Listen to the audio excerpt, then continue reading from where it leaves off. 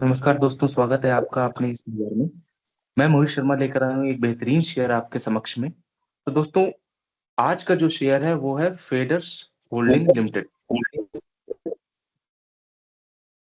चलिए शेयर के बारे में जान लेते हैं। तो इस कंपनी की शुरुआत सन 1991 में हुई थी और ये कंपनी बिजनेस करती है इन्वेस्टमेंट और फाइनेंस सेक्टर में है। और बिजनेस ओवरव्यू जान लेते हैं इनका। तो आईएमसीएल, ये जो इनका कॉर्पोरेट बिजनेस है, ये ट्रांजैक्शन एडवाइजरी कंपनी है और इनका focus mainly real estate sector और क्या नाम है, एडवाइजरी और आईएस मेजरली ऑपरेशन में रहता है, फाइनेंशियल एडवाइजरी में। और एसेट मैनेजमेंट हो गया, वेल्थ मैनेजमेंट हो गया, मैनेजमेंट कंसल्टेंसी हो गया, रिटेल्स हो गया, इंस्टीट्यूशनल ब्रोकिंग हो गया और फी बेस लेंडिंग बिजनेस है इनके।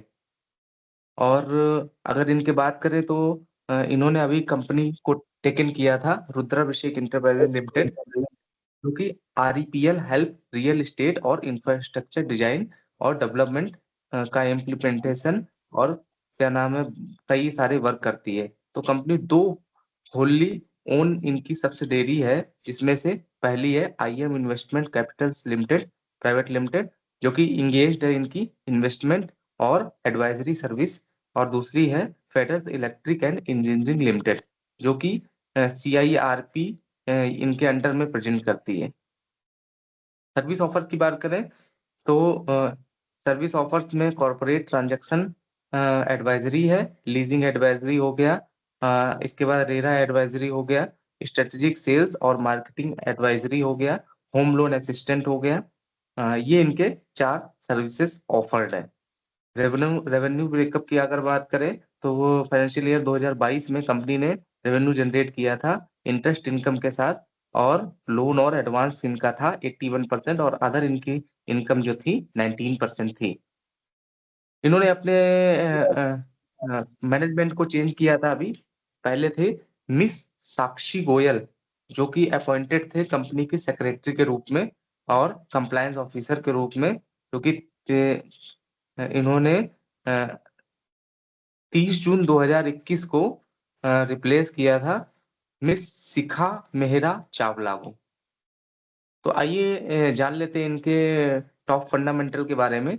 तो इनकी मार्केट कैप 1476 करोड़ रुपए की है। करंट प्राइस अभी 900 रुपीज का चल रहा है। हाई इनका 999 रुपए गया था और लो इनका 400 रुपए गया था। स्टॉक पी की बात करें तो 13.6 स्टॉक पी चल रहा है। बुक वैल्यू 417 रुपए थी। डिविडेंड 0% है। आरओसीई की बात करें तो 26.4% है। आरओई की बात करें तो 28.4% है। फेस वैल्यू इनकी 10 की है। चार्ट देख लेते हैं तो चार्ट 1 महीने में कुछ इस तरीके का ग्रोथ कर रहा है। 6 महीने में चार्ट की ग्रोथ कुछ इस तरीके की है। 1 साल में चार्ट की ग्रोथ कुछ इस तरीके की है। 3 साल की बात करें तो चार्ट की ग्रोथ ऑल ओवर हाई पर जा रही है। 5 साल में भी चार्ट की ग्रोथ हाई पर जा रही है। 10 साल में भी चार्ट की ग्रोथ हाई पर जा रही है। ऑल ओवर मैक्सिमम देखा जाए तो चार्ट हाई लेवल पर है। प्रोस देख लेते हैं तो कंपनी ने अच्छा क्वार्टर रिजल्ट दिया है। तो इसके बाद प्रॉफिट ग्रोथ की बात करें तो 126% का सीएजीआर रिटर्न दिया है ओवर द 5 साल में। डेब्टर डेज इन्होंने इंप्रूव किए 142 दिन से 99 डेज के किए हैं। प्रोमोटर होल्डिंग इन्होंने इंक्रीज की है 2% से लास्ट क्वार्टर में। कॉन्स की बात करें तो इन्होंने रिपीटेड प्रॉफिट दिया है और इन्होंने कोई भी डिविडेंड नहीं दिया है। इसके बाद इनका टैक्स रेट जो है वो लो है और इनकी अर्निंग में से अदर इनकम इनकी जो 45.2 करोड़ रुपए है वो इंक्लूड है। पीयर कंपैरिजन देख लेते हैं तो कंपनी फाइनेंस सेक्टर से है, इंडस्ट्री फाइनेंस एंड इन्वेस्टमेंट्स है। पीयर कंपैरिजन में Bajaj Finance, Bajaj Finserv, Jio Financial, Cholamandalam Investment, Shriram Finance, Bajaj Holdings, HDFC AMC और फेडरस होल्डिंग।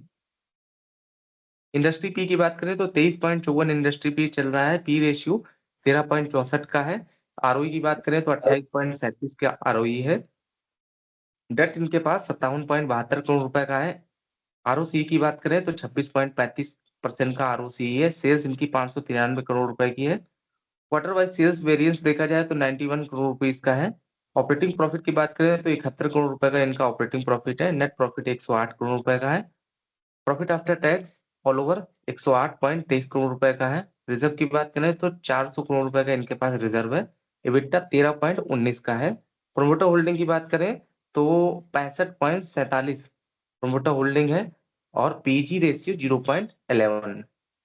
क्वार्टरली रिजल्ट देख लेते हैं तो सेल्स इनकी जून 2021 में 1 करोड़ रुपए की थी, जो कि इंक्रीज होकर जून 2024 में 142 करोड़ रुपए की हो गई है। तो ऑल ओवर इन्होंने 3 साल में अच्छी ग्रोथ दिखाई। ऑल ओवर प्रॉफिट लॉस देख लेते हैं तो सेल्स मार्च 2013 में 9 करोड़ रुपए की थी, जो कि इंक्रीज होकर टिल 593 करोड़ रुपए की हो गई है। एक्सपेंसेस की बात करें तो 522 करोड़ रुपए के इनके एक्सपेंसेस हैं। ऑपरेटिंग प्रॉफिट 71 करोड़ रुपए का है। नेट प्रॉफिट की बात करें तो अ, 108 करोड़ रुपए का इनका नेट प्रॉफिट है। डिविडेंड पे आउट की बात करें तो इन्होंने स्टार्टिंग में 8% का डिविडेंड दिया था, इसके बाद 0 से। तो ऑल ओवर देख लेते हैं तो कंपाउंडेड सेल्स ग्रोथ इनकी 10 साल में 62% की हुई है। कंपाउंडेड प्रॉफिट ग्रोथ 10 साल में 94% की हुई है। स्टॉक प्राइस सीएजीआर की बात करें तो 10 साल में 29% का है। आरओई की बात करें तो 10 साल में 12% ऑन एन एवरेज है। एक नज़र बैलेंस शीट पे देख लेते हैं तो रिजर्व इनके पास मार्च 2013 में 49 करोड़ रुपए का था, जो कि इंक्रीज होकर मार्च 2024 में 401 करोड़ रुपए का हो गया है। टोटल एसेट की बात करें तो मार्च 2013 में 61 करोड़ रुपए के टोटल एसेट थे, जो कि इंक्रीज होकर मार्च 2024 में 499 करोड़ रुपए के हो गए हैं। कैश फ्लो देख लेते हैं तो नेट कैश फ्लो इनके पास -0 का है।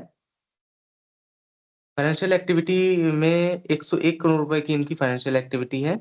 और ऑल ओवर रेशियो देखा जाए तो रेशियो डेब्टर डेज इनके मार्च 2013 में 0 के थे। इसके बाद मार्च 2018 में 30 दिन के हो गए थे। इसके बाद इंक्रीज हो रहे थे धीरे-धीरे। इसके बाद मार्च 2022 में 149 दिन के थे, मार्च 2023 में 178 दिन के थे, टिल मार्च 2024 में 99 डेज़ के हैं। ये रिड्यूस किए हैं इन्होंने डेब्टर डेज़, तो ये बहुत ही अच्छा है इनके लिए। ऑल ओवर आरओसीई की बात करें तो मार्च 2013 में 14% की आरओसीई थी, जो कि मार्च 2024 में इंक्रीज होकर 26% की है।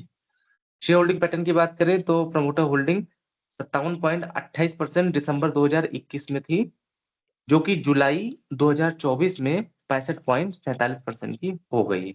एफआईएस की बात करें तो 0.08% एफआईएस की स्टेक होल्डिंग है। पब्लिक होल्डिंग 34.46% की है।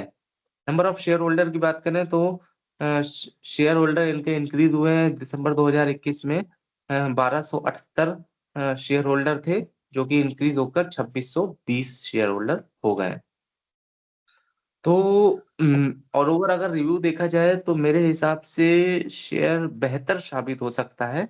और मैं अगर इसकी एनालिसिस करके मैं इसको अगर रेटिंग देना चाहूँगा, मेरे हिसाब से शेयर बहुत ही बेहतरीन है। और मैं अगर इनको रेट देना चाहूँगा तो मैं इनको रेटिंग दूँगा 10 में से 9 पॉइंट की। तो एक बार आप अपनी एनालिसिस क ज़रूर करिएगा। और चूँकि ये बिज़नेस और इन्वेस्टमेंट फाइनेंशियल सेक्टर से है और इसका बिज़नेस ओवरव्यू ज़रूर देखिएगा, इसकी बिज़नेस एक्टिविटी देखिएगा, इसके बाद ही शेयर को खरीदिए। तो मेरी राय आपसे यही है कि शेयर को अच्छी तरीके से भली-भाँति इसको जाँच लें, इसके बाद ही शेयर को खरीदें। तो दोस्तों एक चीज़ आपको और बताए दे रहे हैं कि जो स्कूल कॉलेज जो होते हैं, स्कूल कॉलेज भले ही छूट जाएँ, स्कूल कॉलेज भले ही छूट जाएँ, पर परीक्षाएँ जीवन में कभी नहीं समाप्त होती। तो एक चीज़ याद रखिएगा, कभी भी दुःख-सुख हमेशा साथ चलते हैं। और हमेशा जीवन में अगर आपको परीक्षा देनी भी पड़े भगवान के सामने, तो ज़रूर दीजिए, क्योंकि जब तक आपके अंदर सहन शक्ति नहीं होगी, तब तक आप कुछ कर नहीं पाएँगे।